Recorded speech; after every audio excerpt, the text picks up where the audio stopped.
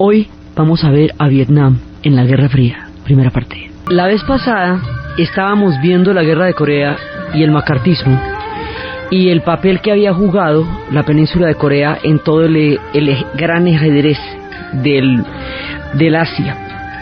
Ahora vamos a ver cómo es que entra Vietnam en el escenario.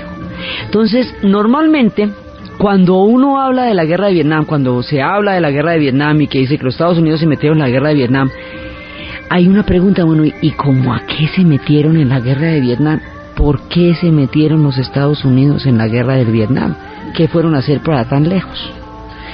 Fueron a ayudar a salir a los franceses, que habían sido derrotados por los vietnamitas en la batalla de Dien Bien Phu. Entonces dice uno, bueno, ¿y qué estaban haciendo los franceses por allá? ¿Qué los tenía en esos confines del mundo?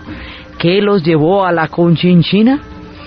Y ahí nos vamos metiendo entre la historia del colonialismo con respecto a la Indochina, que fue todo una colonia francesa durante 100 años. Nos vamos metiendo en la historia del pueblo con quien se encontraron, que son todas las particularidades del pueblo de Vietnam, y cómo la coyuntura de la Guerra Fría va a cambiar la perspectiva colonial que tuvieron los franceses allá por una perspectiva de una política de contención para evitar el avance del comunismo durante el momento en que triunfa la Revolución China. O sea, aquí la cosa es de alta complejidad. Entonces, arrancamos. Resulta que después de la Segunda Guerra Mundial, Francia quiere recuperar las colonias que tenía en Indochina y que durante la Segunda Guerra habían estado invadidas por los japoneses, porque como Francia había caído y había sido invadida por Alemania, y Alemania era aliada de Japón, entonces Japón aprovechó la coyuntura para su proyecto de expansión en el Asia, que como habíamos visto, eso arrancaba desde Corea, la Manchuria, atravesaba la China, todo el sudeste asiático, Indochina, y llegaba hasta Kuala Lumpur, y llegaba a todas estas zonas. Entonces llegó hasta Birmania, además, hasta casi en el norte de la India, hasta Burma. Entonces, por eso, durante el tiempo en que los japoneses invadieron todo el Asia, hubo un paréntesis dentro de la colonización que habían hecho los franceses de la Indochina. Los franceses se habían metido a la Indochina hacía 100 años. Habían empezado por una política de expansión colonial. Entonces, en un principio, los franceses habían entrado en contacto con el pueblo de Vietnam hacia 1400 y 1500, y cuando había una pelea entre las dos dinastías, ellos tomaron parte por una de las dinastías, y eso les fue dando entrada poco a poco en la historia de Vietnam, pero un encuentro puramente comercial. El encuentro que va a ser ya colonial se va a dar es en el siglo XIX. Entonces, en el siglo XIX, Inglaterra y Francia van a colonizar al mundo entero. Entonces, habíamos hablado que cuando las colonias americanas abandonaron su situación de colonia y se independizaron a comienzos del siglo XIX, el colonialismo le tocó a las otras geografías, al África, al sudeste asiático, a todas las demás regiones que hasta entonces no habían sido colonizadas por Occidente. Entonces, Inglaterra y Francia van a tener una gran expansión, y esa expansión va a llevar a que Francia empezó poco a poco los contactos con Vietnam, pero realmente vino a tomar posesión colonial en 1854, aunque estaba dando pinitos y pasitos y coqueteos desde hacía como 40 años. Realmente eso se vino a concretar en 1854, aprovechando una vieja disputa entre la dinastía de los Trim en el norte y la dinastía de los Nguyen en el sur. Entonces los franceses, que habían sido partícipes anteriormente cuando había habido una rebelión de los tres hermanos contra la dinastía Nguyen y le habían pedido apoyo a Francia y Francia había apoyado, digamos, ya había tenido como injerencias dentro de los procesos políticos de Vietnam, muy tangenciales, pero las había tenido, y contactos económicos los había tenido, lo mismo que los portugueses los habían tenido también, y que en un momento dado habían tenido bastante lazos con la dinastía Trim, que era la del norte. Ahora, es un proyecto colonial. Y ese proyecto colonial va a llevarse todo lo que se llama la Indochina. Es decir, Laos, Camboya y Vietnam van a formar parte de un territorio colonial francés que se va a conocer como la península de Indochina. Es, digamos, todo. ¿Por qué Tailandia no? ¿Por qué Tailandia no cayó bajo la influencia francesa, bajo el colonialismo francés o británico? Por la historia del rey de Siam y su institutriz Ana. Porque el rey de Siam, Magut, en esa época tuvo perfectamente claro que el colonialismo era una situación de dependencia muy brava, y los Thai significa libre, el pueblo de Tailandia son los pueblos libres, y cuando él vio que la amenaza colonial hundía a toda la región, entendió con qué códigos los europeos veían el mundo y logró reproducirlos a toda velocidad utilizando el conocimiento que Ana le dio, y de esa manera logró salvar a Tailandia. Dijo, ¿qué es lo que llaman los europeos civilización? Que uno tenga embajadores. Bueno, usted, los que están allá parados, embajadores. ¿Qué es lo que llaman civilización? Que comamos con cubiertos, listo, hagamos pues. Entonces crearon un efecto de espejo, Tailandia, que es capaz de entender y asimilar las influencias, para que los europeos se vieran reflejados en el concepto de civilización en Tailandia, y de esa manera no se atrevieran, porque el colonialismo maneja un esquema de civilización barbarie en el cual la cultura europea se consideró en un momento dado como la cultura que llevaba la civilización, y todas aquellas que no codificaban dentro de su esquema se consideraban culturas salvajes, y que por lo tanto conquistarlas, someterlas y ponerlas a depender económicamente de ella era un acto de civilización. Entonces eso, que es una cosa complicadísima, la entendieron los tailandeses muy a tiempo. Y por eso, por el rey de Siam, que inclusive a los tailandeses les molesta mucho las versiones que se han hecho en el cine de esta historia, porque siempre queda como que Ana lo bajó del monte con espejitos y le enseñó a comer, y que ella fue la que terminó salvando el reino, cuando él era un tipo lo suficientemente sagaz para entender las influencias y poder salvar a su pueblo a través de la información que Ana le dio.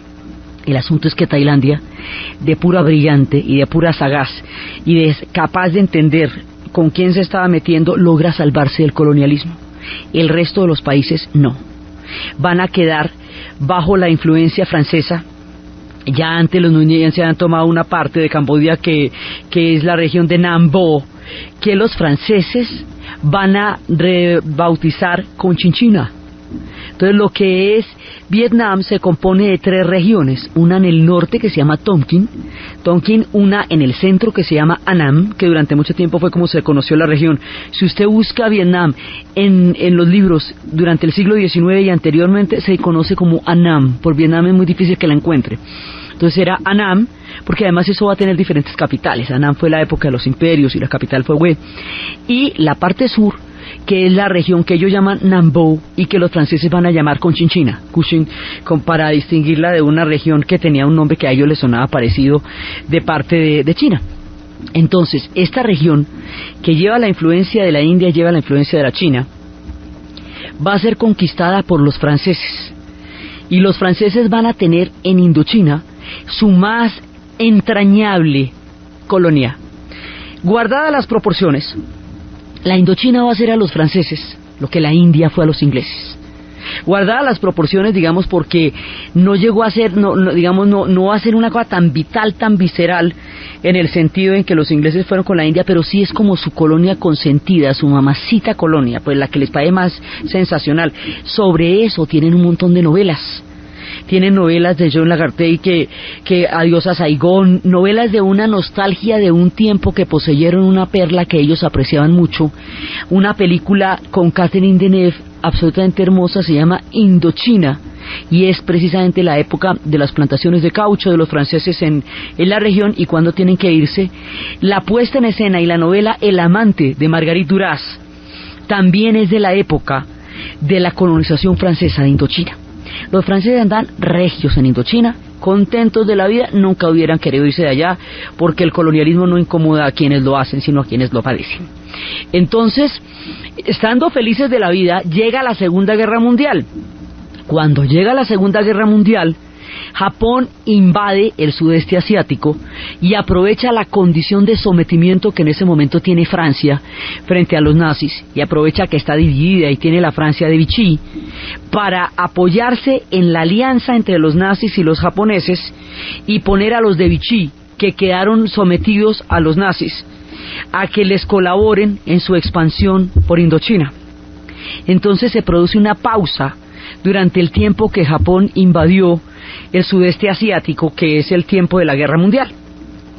Al terminar la Guerra Mundial, como habíamos visto, los franceses sienten que no fueron lo suficientemente tenidos en cuenta durante las decisiones finales de la guerra, empezando por el hecho de que no estuvieron en Yalta, y todas esas diferentes, digamos, formas en que se sintieron excluidos, que las decisiones las estaba tomando era Inglaterra y que las estaba tomando era Estados Unidos, y que a ellos no los estaban como realmente invitando a la cosa.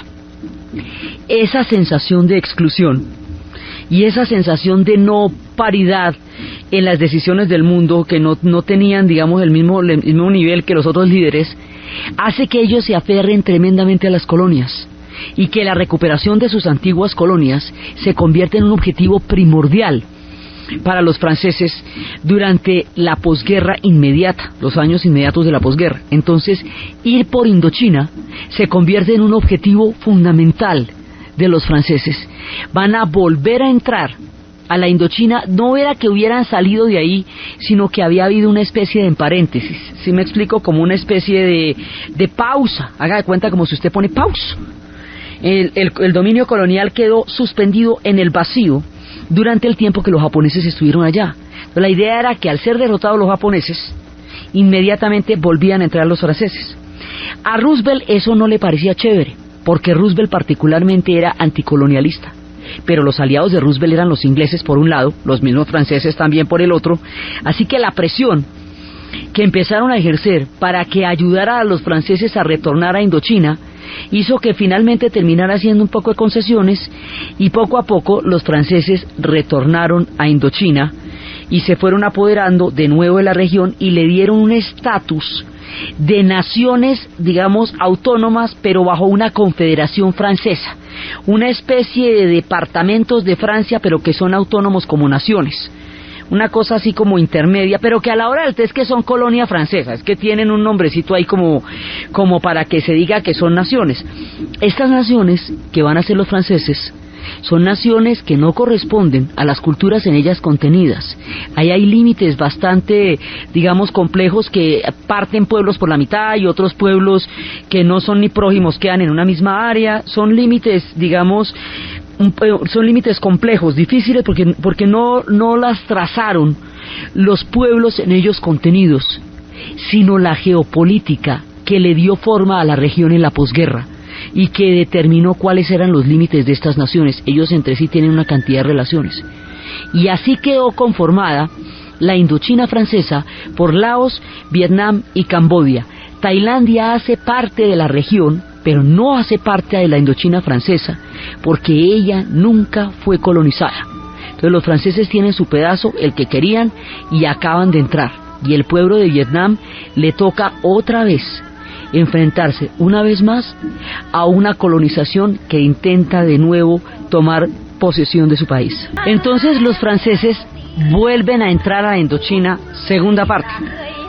Durante la invasión japonesa, los vietnamitas habían desarrollado una forma de resistencia que eran unas guerrillas llamadas los Viet Minh, y esas fueron apoyadas por los aliados con equipos de comunicación y todo eso, porque eran contra los japoneses. Ahora que los franceses vuelvan a entrar, esas guerrillas ya organizadas van a ponerse en la tarea de sacar a los franceses de ahí. Primero se pusieron en la tarea de sacar a los japoneses, ahora se van a poner en la tarea de sacar a los franceses, y más adelante se van a poner en la tarea de sacar a los norteamericanos, porque la idea es que Vietnam no es de nadie, que esa tierra es de los vietnamitas, y la vida va a ser muy dura para que ellos logren esa premisa en la historia. Entonces van a volver los franceses, pero aquí la cosa se nos complica de la siguiente manera. Con el triunfo de la Revolución China, la Guerra Fría llega al Asia, como habíamos visto en el caso de Corea. Entonces es vista por los Estados Unidos el triunfo de la Revolución China como una expansión de toda la capacidad de poder y de dominación del bloque soviético.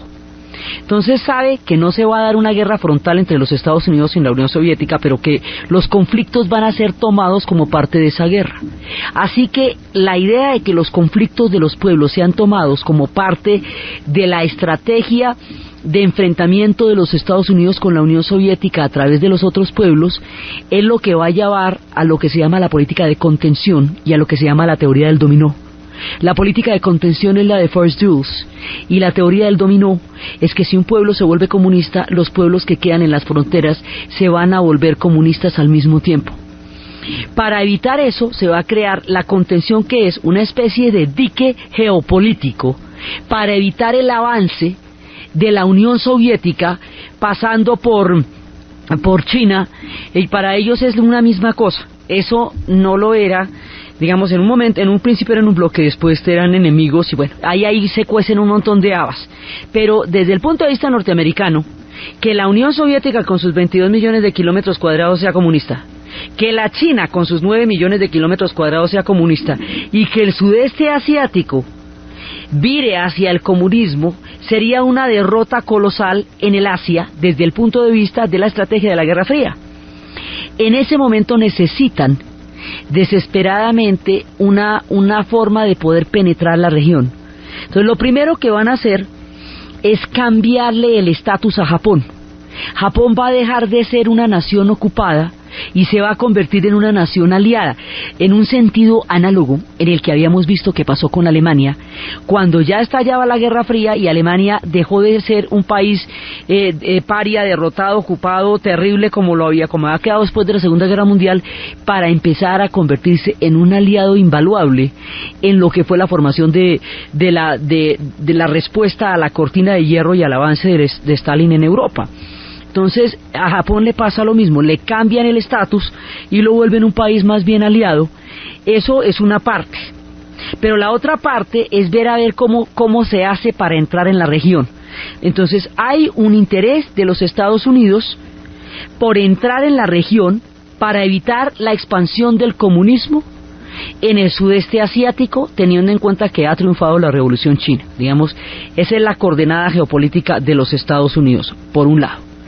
Por el otro lado, los franceses se van a meter allá de nuevo. Vietnam, después en 1954, Vietnam va a ser en la Convención de Ginebra, a Vietnam lo van a partir en dos por el paralelo 17. Lo van a partir en dos. Esa partición se va a hacer a unos pocos grados es el paralelo entre el 16 y el 17, de donde originalmente se había dado una disputa entre la dinastía Trim y la dinastía Nguyen. O sea, un límite histórico antiguo va a ser utilizado como una especie de una medida temporal. Entonces van a decir, mire, lo que pasa es que ellos van a quedar partidos, pero solamente mientras llamamos a elección, una cosita rápida, digamos, para terminar de evacuar ejércitos que todavía queden, organizar la cosa. Sí, ejércitos que todavía queden de Japón y organizar la cosa, eso va a pasar también. Entonces, los franceses van a retornar a Indochina, y en su retorno a Indochina se van a enfrentar con un pueblo que ya está bien de colonización, o sea, 100 años de franceses que habían creado todo un sistema administrativo, las oficinas de correos, toda la parte de la infraestructura, y lo que va a ser las plantaciones de caucho. Va a ser una cultura de plantaciones de caucho la que van a instalar los franceses en Vietnam. Entonces el pueblo de Vietnam no acepta este estatus, ni quiere que entren los chinos, porque los vietnamitas tuvieron a los chinos durante 1000 años allá, ahorita veremos cómo es la cosa, ni quiere que entren los franceses, pero en un principio aceptan el retorno de los franceses, porque es preferible que entren los franceses que a los que están dispuestos a sacar, a que entren los chinos, que también lo intentaron, porque los chinos sí habían durado 1000 años en Vietnam, y eso era una cosa muy seria.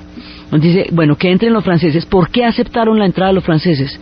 Porque dices que si entran los franceses es un solo enemigo, uno solo.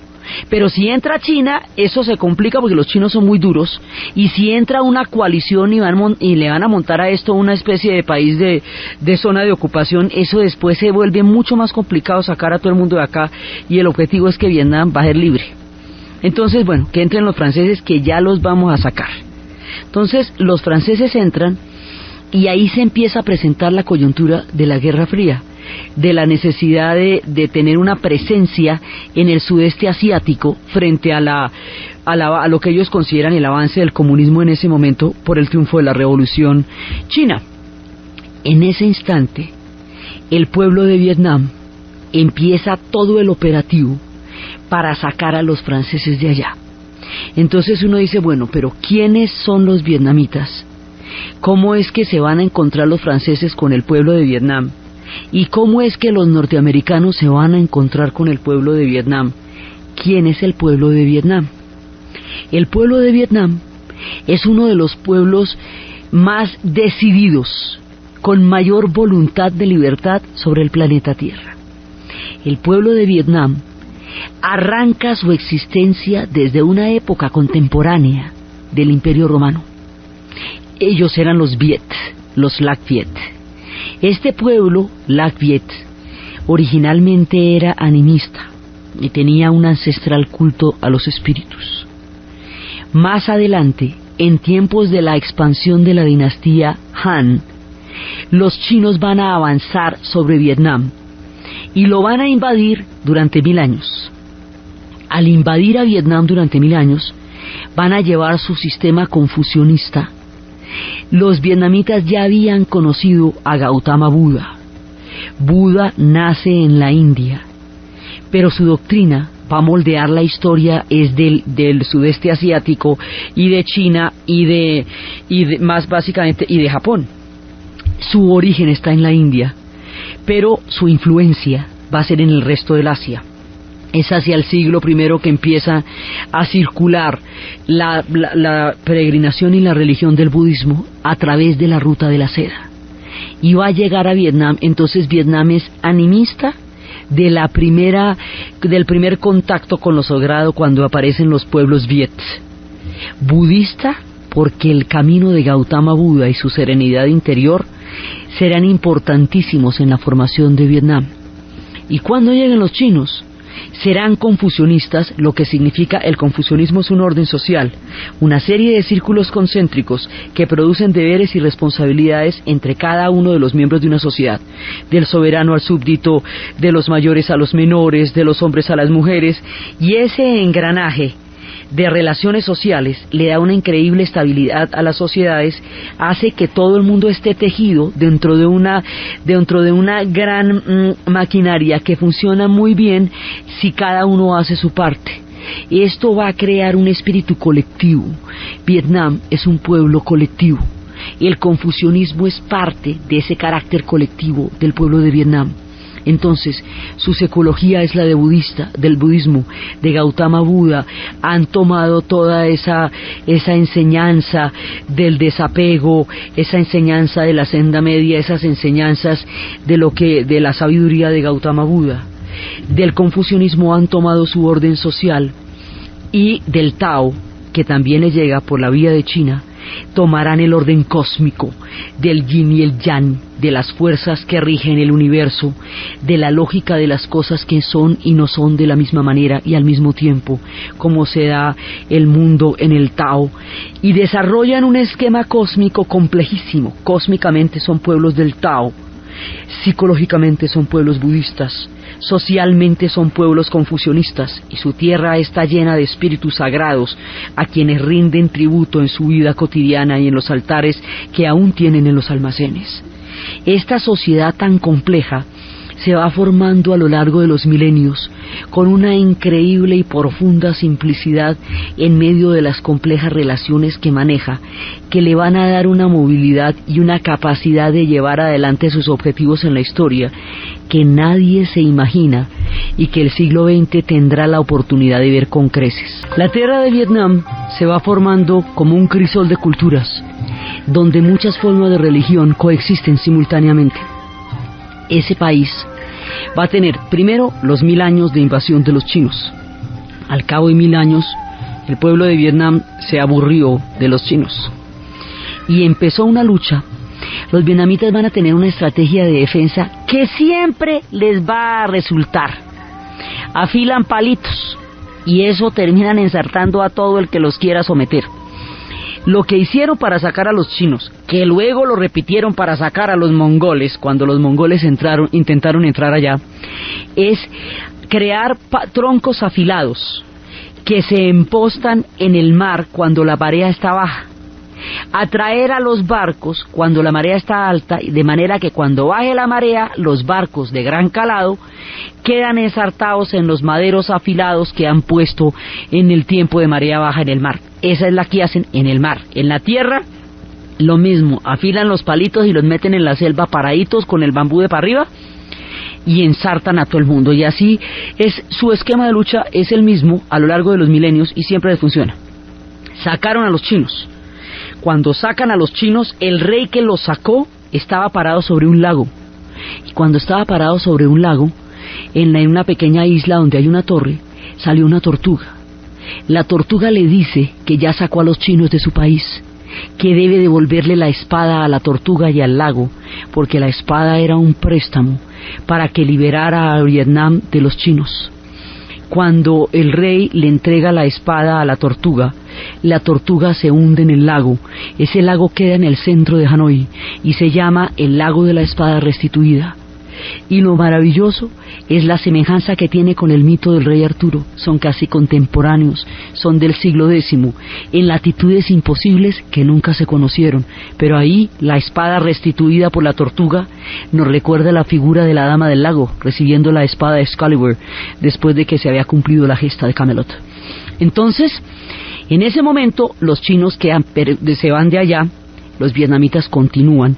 Mientras continúan, se van haciendo fuertes, se van haciendo imperios, se expanden sobre Laos, sobre territorios de Camboya, se van convirtiendo en una nación importante, digamos en un reino importante, y luego hacia el año de 1400 va a haber una disputa entre los Trim y los Nguyen, y esas disputas, y además va a haber una rebelión contra los Nguyen en el sur, y en esas disputas es que los franceses van a tener una injerencia, porque los tres hermanos, ya que hicieron la rebelión contra los Nguyen, van a pedir ayuda a Francia, Francia les va a dar ayuda y de esa manera va a empezar a tener contactos con Vietnam, y por el otro lado los portugueses van a apoyar a los Trim.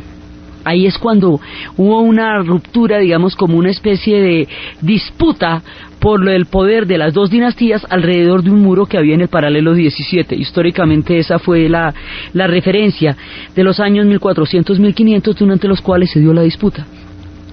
Antes de la llegada de los europeos, los mongoles, que habían asolado toda el Asia, que habían rendido desde Samarcanda hasta Pekín, pasando por Kiev y todas las grandes capitales que habían destruido el mundo asiático, los mongoles pararon el reloj del Asia, mientras Europa entró en el Renacimiento.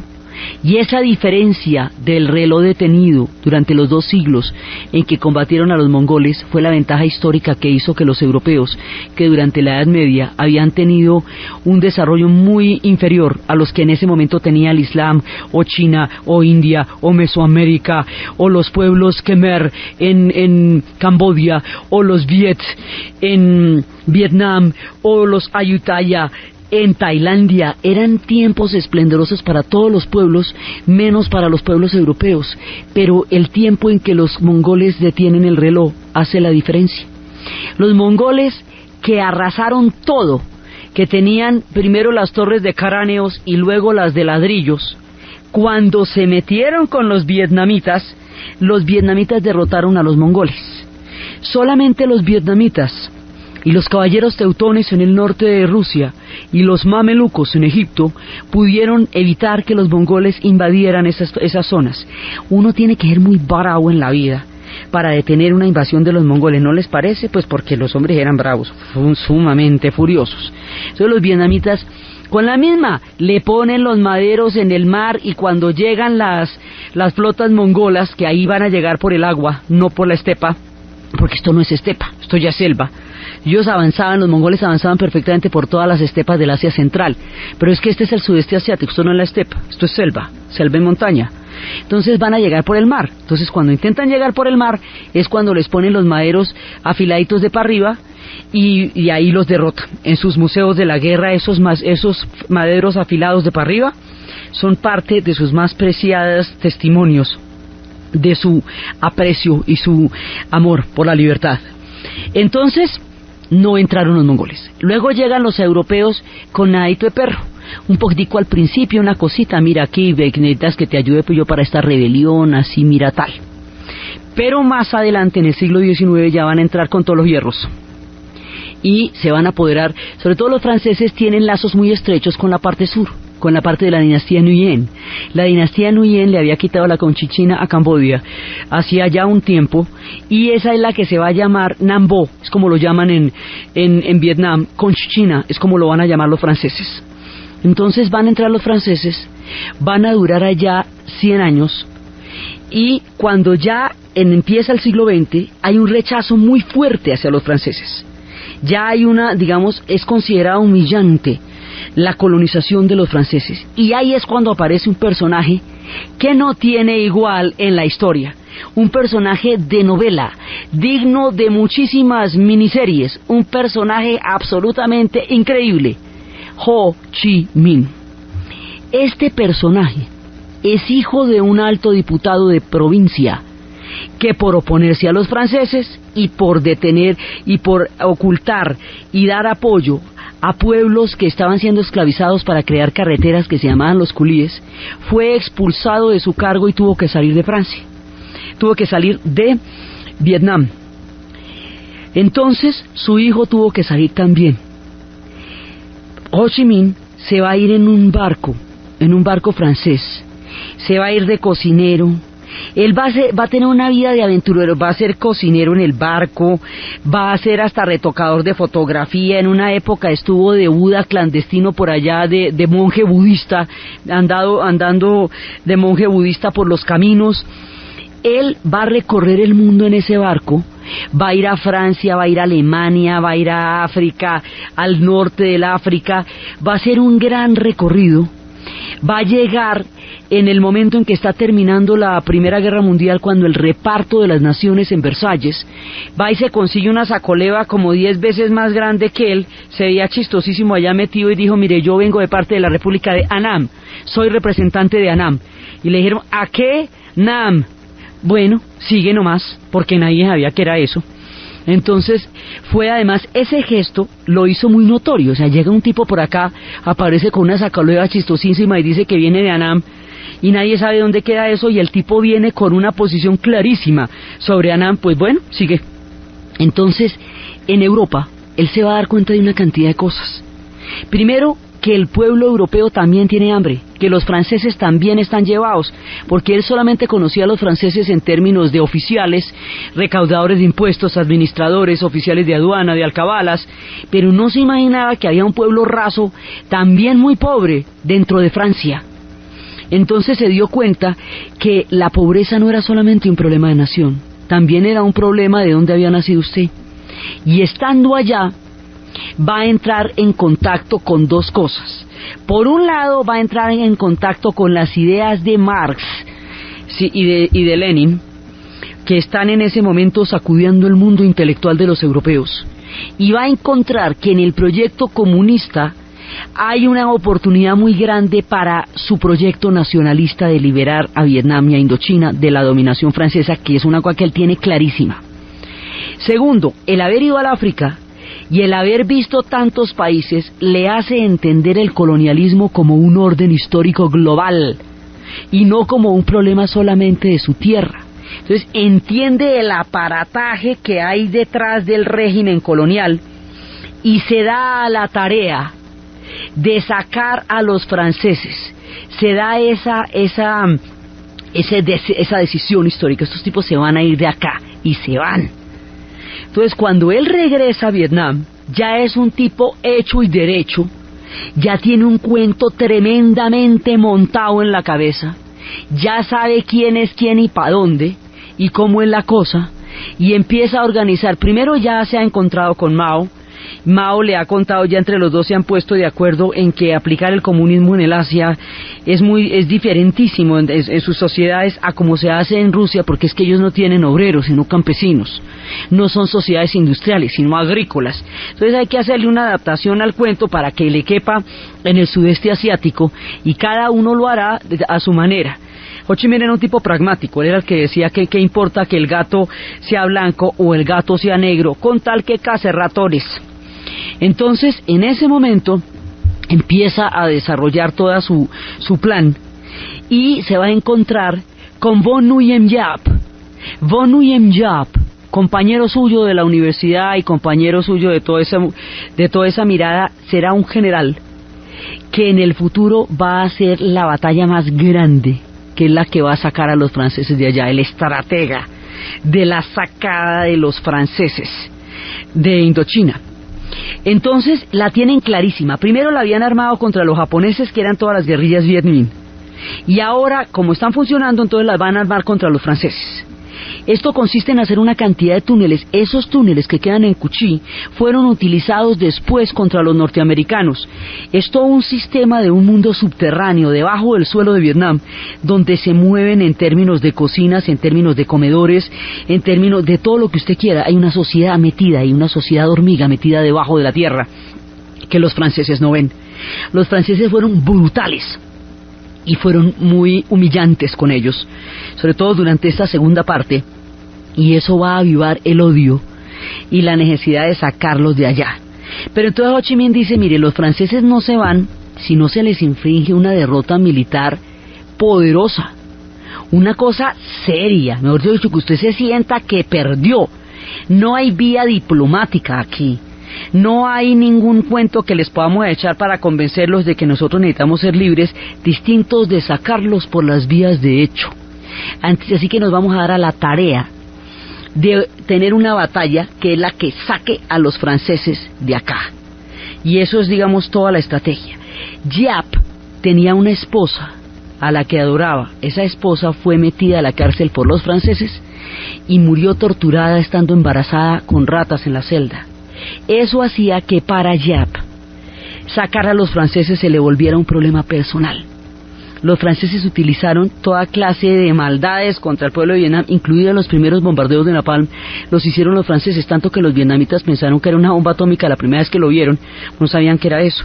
No fue masivo, se utilizó, pero no fue un arma, digamos, con la frecuencia con que se utilizaría después, en el momento en que los norteamericanos llegaron allá. Entonces los franceses están en plena, digamos, campaña de sacarlos de allá. Las tropas que están en Indochina son las tropas coloniales, es la legión extranjera, son los de Bourget, son los de las películas, con el gorrito ese, con el kepis que tiene una telita atrás que parece una cortinita para que no se les queme el cuello, y que van con esos equipos con esos morrales trotando por el desierto. Esa, la legión extranjera, esa donde usted se metía sin preguntarle nadie de dónde venía ni nada. Usted podía ser el más maloso, que nadie le preguntaba quién era, pero con una sola orden que desobedeciera lo fusilaban. Esa era la legión extranjera. Esas tropas coloniales están en Indochina.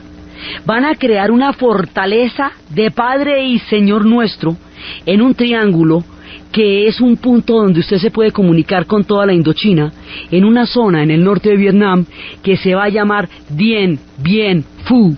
En esa zona de Dien Bien Phu se establece un triángulo donde se encuentran todas las fronteras de la Indochina francesa. Es un punto nodal. Allá van a crear una fortaleza que consiste en 4 grandes, grandes fortificaciones completamente inexpugnables en una montaña, cada una a una altura diferente, cada una con un nombre de mujer. Esas fortalezas van a estar custodiadas hasta por dragones. Eso ahí no pasan ni los malos pensamientos. Tomarse esa fortaleza y sacar al grueso del ejército colonial francés de ahí es el objetivo de la batalla, desde el punto de vista de Ho Chi Minh y desde el punto de vista de Nguyen Giap. Y empiezan. Pero entonces, ¿cómo se va a meter usted en esas fortalezas si es que ahí no pasan ni los malos pensamientos? Van a utilizar otra de las tácticas que ellos tienen, y que resultan increíblemente efectivas, movilizan a todo el pueblo. El pueblo de Vietnam actúa como una sola persona, se mueven como una sola alma cuando la historia así lo necesita. Son gente dulcísima, con una sonrisa de amabilidad muy especial, pero si usted se mete con ellos y los va a agredir, ellos se pueden poner muy bravos. Entonces, a la hora de la descolonización, pelean de una manera que nadie se imagina, y el resto del tiempo son queridísimos. Entonces, resulta que van a movilizar a todo el pueblo, pero a todo el mundo, hombres, mujeres, niños, bebés de 4 meses y perros, para que empiecen a cavar túneles. Esto es con palitas, túneles que vayan debajo de las fortalezas que están en Dien Bien Phu, para entrar como topos por debajo de la estructura de la fortaleza y desde ahí atacar al grueso del ejército. Y así lo hacen, y van cayendo punto por punto de las fortalezas que tienen los franceses allá. Y cada vez que cae una fortaleza la cae, y al otro día la recuperan, y al otro día cae, y al otro día la recuperan. La batalla más encarnizada, más estrepitosa, más terrible, los franceses peleando con todo, porque para ellos la Indochina es el centro del mundo colonial, y los vietnamitas con la decisión de que los franceses se van de ahí, y el pueblo entero peleando y aprovisionándose con bicicletas y desarrollando las rutas y todo eso para llegar allá. La batalla va a ser absolutamente feroz, y finalmente, después de una de las batallas más encarnizadas de la historia, que se le califica, la historia califica la batalla de Dien Bien Phu como el Stalingrado del hombre blanco, porque la decisión está tomada, el amo blanco se va, la descolonización es un hecho desde la Segunda Guerra Mundial. Entonces la decisión es incontrovertible, y Dien Bien Phu es el símbolo del no retorno del esquema colonial una vez terminada la Segunda Guerra Mundial. Entonces la batalla va a ser aterradora, va a ser implacable, y cuando termina la batalla, los franceses habrán recibido una de las derrotas más atronadoras de toda su historia, hundidos en el fango, derrotados, extenuados, completamente perplejos ante la idea de haber perdido con esa fortaleza tan inexpugnable que tenían y con esa cantidad de tropas que tenían, porque es que era el grueso. No atacaron ni siquiera un punto tangencial, no, era el mundo nodal de la campaña militar en Indochina, estaba en Dien Bien Phu, y eso fue lo que les derrotaron. Los franceses no se la creen, pero no se la creen. Dicen, bueno, ¿y aquí qué pasó? Bueno, así. Y entonces, ese es el punto que quería Ho Chi Minh. Dice, mire, aquí los tenemos donde los queremos, afuera. Y los franceses quedan tan supremamente perplejos que necesitan inclusive ayuda para salir de Dien Bien Phu. Ayuda militar, porque las tropas están perfectamente empantanadas. La ayuda para salir de Dien Bien Phu, porque la cosa se perdió de todo a todo, o sea, no hay ninguna duda sobre el resultado contundente de la batalla y sobre lo aplastante de la derrota para las fuerzas francesas. Cuando están tan supremamente, desesperados, le van a pedir ayuda a los norteamericanos para empezar a sacar las tropas, porque es un hecho que se tienen que ir de Indochina, ya no hay cuestionamiento después de lo que acaba de pasar en Dien Bien Phu. Y los norteamericanos, que estaban esperando un motivo para meterse en el sudeste asiático, no la pueden haber visto más oportuna. ¿Cómo usted necesita que yo le ayude? Dígame nomás, pero coméntame, porque yo sí me muero las ganas de entrar por allá.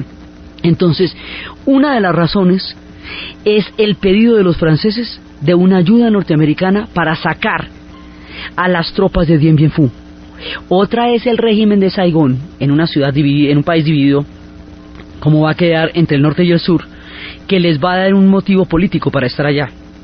Pero el motivo militar son los franceses, y es por la entrada de los franceses y por la salida de los franceses de allá que los norteamericanos empiezan a llegar poco a poco en calidad de asesores, pero empiezan a llegar para sacar a los franceses de allá. Los franceses, muertos de la nostalgia y sin podérsela creer, se van de Indochina enfurecidos de haber sido derrotados en sus tropas coloniales. Y el siguiente escenario de la lucha contra el colonialismo francés lo tendrán en Argelia, y en Argelia la lucha será muerte, porque están dispuestos a no perder Argelia como perdieron la Indochina. Pero en Argelia hay una decisión de un pueblo que tampoco va a seguir formando parte de Francia, y la lucha va a ser encarnizadísima, y eso va a ser llevado al cine en La batalla de Argel de Gino Fotecorbo, todo dentro del esquema de cómo Francia va perdiendo sus colonias. A medida que Francia va perdiendo sus colonias, de donde van saliendo los ingleses y los franceses como fuerzas coloniales, va entrando sutilmente la Guerra Fría. Esto se va a dar lentamente, y hay una novela de Graham Greene que ha sido llevada varias veces al cine. Una de sus últimas versiones es interpretada por Michael Caine, El americano impasible, que es la manera como empiezan a entrar lentamente en la Indochina como una parte de la política de contención para cumplir las metas del gran juego que se está dando, porque la Guerra Fría ha trasladado una parte importantísima de toda su gran escala al Asia, y Vietnam se va convirtiendo lentamente en uno de las miras más importantes de la Guerra Fría, siendo su problemática absolutamente particular, su lucha colonial, pero va a quedar metido dentro de esto a medida que los cambios históricos, hay un relevo ahí, salen los colonialistas y va a entrar la Guerra Fría, y en ese relevo histórico que se va a dar en todos los pueblos que formaron parte del Imperio Británico o de las fuerzas de expansión de los franceses, en ese relevo histórico es donde se van a situar los conflictos de la posguerra, porque donde termina el colonialismo empieza la Guerra Fría. Entonces la larga lucha de liberación de Vietnam, desde los chinos, los mongoles y todo el mundo, pasa en la coyuntura de la liberación de los franceses por el comienzo de la Guerra Fría en la región. Y el comienzo de la Guerra Fría en la región vincula directamente a los norteamericanos con este conflicto a través de la política de contención. Y la entrada de los norteamericanos a través de la política de contención es lo que va a llevar a una dinámica que poco a poco va a llevar a un enfrentamiento directo con ellos. Y ese enfrentamiento directo con ellos es lo que vamos a ver en el siguiente programa. Entonces estábamos viendo cuál era toda la secuencia histórica que va a pasar hasta Dien Bien Phu. Después vamos a ver cómo y por qué se partió ese país por el paralelo 17, quiénes lo partieron, cómo no fueron los vietnamitas los que lo partieron, cómo queda un régimen al sur en Saigón y un régimen al norte en Hanoi, cómo Ho Chi Minh va a ser nombrado presidente del norte al abdicar el emperador Bao Dao, y cómo en el sur va a haber un régimen que va a ser apoyado por los franceses y más adelante por los norteamericanos, y cómo se van formando dos componentes que van a entrar en una lucha interna, y cómo la coyuntura de la Guerra Fría va a llevar a que en esa lucha interna los norteamericanos se vayan a ver cada vez más involucrados y se vayan a meter en una de las guerras, si no la más compleja de toda su historia hasta el momento del relato, porque están metidos en una que no te imaginas cómo ir a acabar, ¿no? En una de los conflictos más graves que han tenido hasta ahora, si no el más, hasta el momento del relato, que es lo que se conocerá como la Guerra de Vietnam. Entonces, desde los espacios de la Indochina francesa, desde las profundas nostalgias coloniales, desde la voluntad y la decisión de libertad de un pueblo, desde los personajes legendarios que hicieron posible que esa voluntad se cumpliera como un destino histórico, y desde los acontecimientos que se van a ir enredando hasta llevarnos a uno de los conflictos más emblemáticos de todo el siglo XX y de toda la Guerra Fría y de toda la información y de los medios, que será conocido como la Guerra de Vietnam. En la narración, Diana Uribe; en la producción, Manuel Rivas, y para ustedes, feliz domingo.